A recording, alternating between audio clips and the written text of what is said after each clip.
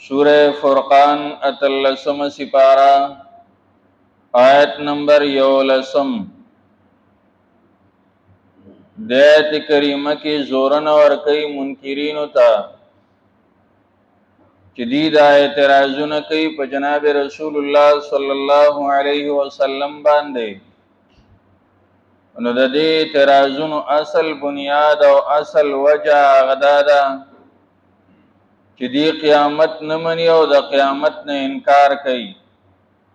که قیامت منو په قیامت باندې ایمان وي نو دیو بیا دا اعتراضونه په جناب رسول الله صلی الله علیه وسلم نه کول، بل کذبوا بالساعه، بلکې دی نسبت د درو کړ قیامت ته. الله تعالی وی واعتدنا لمن كذب بالساعه سعيرا، تیار کړی موږ د پاره دا هغه چا چې نسبت د درو کوي قیامت ته سعيرن جهنم، اور گرم مداغی د پاره تیار کړی دی، پاغی کې بسوځي. او دا جهنم دوی ته دومره غوسه دی، اذا رأتهم من مکان بعید سمعوا لها تغیظا وزفیرا، دی برا روانی او دا جهنم بیدا سی د لری نو ویني چې جهنم څنګه ویني د غصې د لاس او غړمبار شروع کی او هنېدل بچونه هغه شروع کی. ځکه دی ته ډېر زیات غصې چې کله به دا کافران دا مشرکان زما ترا پروزي چې زه په دې باندې راتنګ شم او زه دی له چې نه ښه سخته چې نو سزا ورکم. اذا رأتهم کله چې ویني دی لره جهنم من مکان بعید د لرې ځایه سمعوا لها تغیظا، دی به اوري د هغې دپاره غړمبار د وجې د غصې نه وزفیرا او دارنګي هنېدل. او جهنم به څنګه دی ویني؟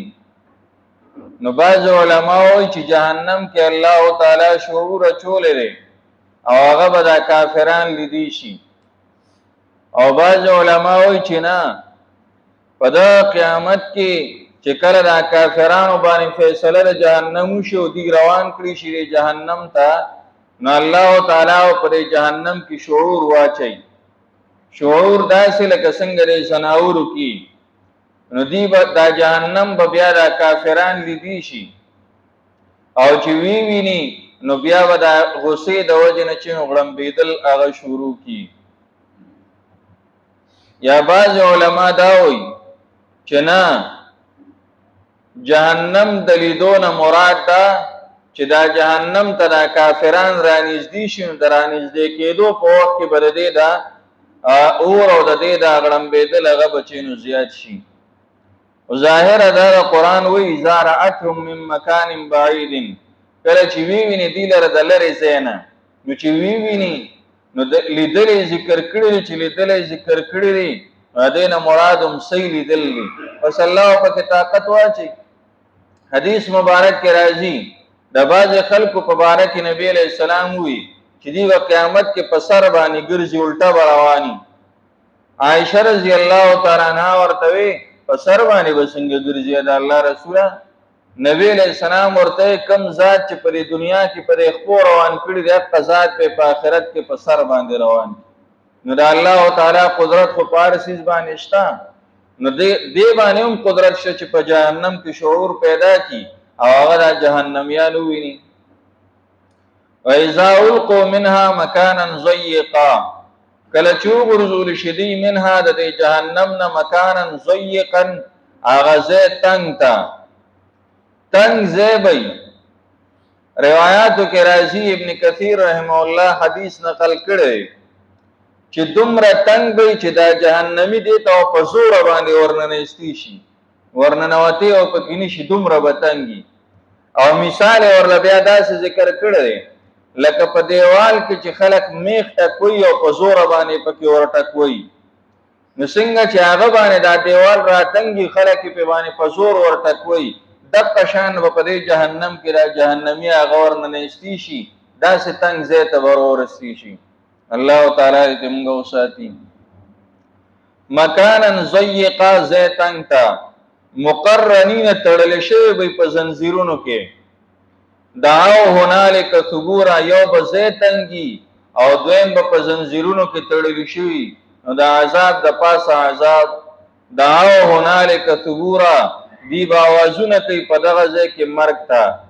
دی به وایي چې کاش چې نن ورځ مونږ مړه وې، مونږ کې ساه نه وې او مونږ ژوندي نه وې. لا تدعو اليوم ثبورا واحدا وادعوا ثبورا كثيرا. دروانچی د جهنم به ورته وایي وای نن ورځ یو مرګ مه غواړه، نن ورځ ډېر مرګونه وغواړه. مطلب د دې دا دی که نن ورځ ته ډېر چې نه هغه چغې ووایې او ډېرې پیرې ووایې چې الله ما مړ کا، د دې لپاره چې په ما باندې یا د الله رحم وشي د جهنم نه خلاص شم، او یا چې نو مرګ را باندې راشي چې دا سزا راته پته نه لګي، نو پتا باندې نن ورځ رحم نه کیږي. ځکه تا د رحم کارونه په دنیا کې کړي نه دي. نو د رحم کارونه چې دنیا کې کړي نن به د جهنم ځای نه. د رحم کارونه څه وو؟ هغه د الله تعالی رضا کولو، د هغه عبادت کولو، د هغه منلو او د پیغمبر منلو. چې هغه دې ونه کړل نو جهنم دې ځای شه. یا دویمه دا ده چې لا تدعو اليوم ثبورا واحدا، مه غواړئ نن ورځې ثبورا واحدا یو مرګ، وغواړئ ډېر مرګونه. مطلب دا دی اسباب د مرګ دا به ډېر وي. اور کې سړی پروت نو اور ته خو چې انسان وغورځي مري، ماران به نو مار چې انسان وچیچي نو هغه مري، لړمانان به لړم چې انسان وچیچي نو هغه مري، هغه چې نه پاتې کېږي. داسې مختلف قسمه اسباب په ګروزونو باندې بوالي، هغه پلکني په هغې باندې بوالي، نو چې په هغې باندې په سر سړی وي هغه ژوندی نه پاتې کېږي.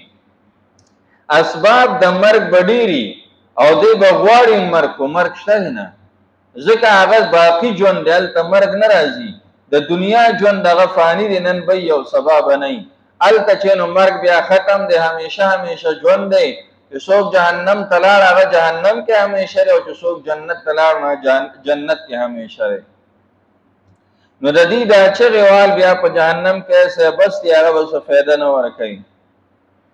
بل کذبوا بالساعة، بلکې دی دروغجن ګڼلی و قیامت. واعتدنا او تیار کړی دی مونږ لمن د پاره د هغه چا کذب بالساعة چې دروغجن یې ګڼلی و قیامت، سعیرا جهنم. اذا رأتهم کله چې وویني دی لره من مکان بعید، د هغه ځای لرې نه، سمعوا لها وبردي د هغې دپاره تغیظا غړمبېدل د وجې د غصې نه، وزفیرا او هنار. واذا القوا منها کله چې دی وغورځولی شي د دې نه، مکانا ضیقا په هغه ځای تنګ کې، مقرنینا تړلی شوي په زنځیرونو کې. دعاو هنالک دی به آوازونه کوي په دغه وخت کې، غواړي به په دغه وخت کې ثبورا مرګ.